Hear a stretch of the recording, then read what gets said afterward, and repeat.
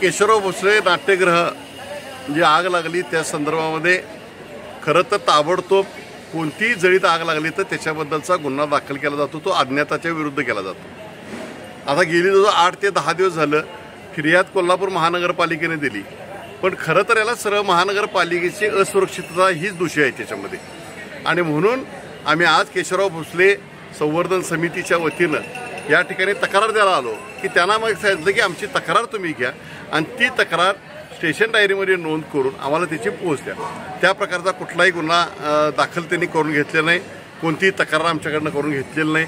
हे खरं म्हटलं तर हा लोकशाहीचा फार मोठा एक घात आहे म्हटलं तरी चालेल, कारण लोकशाहीमध्ये तक्रार घेतली पाहिजे। सुप्रीम कोर्टाचं डायरेक्शन आहे, हायकोर्टाचे डायरेक्शन आहेत, पण पोलीस कुणाच्या सरकारच्या दबावाखाली वागतंय हे आम्हाला काय माहीत नाही आहे। पण एक लक्षात ठेवा की आज आमची जरी तक्रार घेतली तर आम्ही वरिष्ठांच्यापर्यंत जाऊन ही तक्रार नोंदवणार आहोत, कारण केशवराव भोसलेच्या जळीतची सत्य परिस्थिती जनतेच्या समोर आली पाहिजे।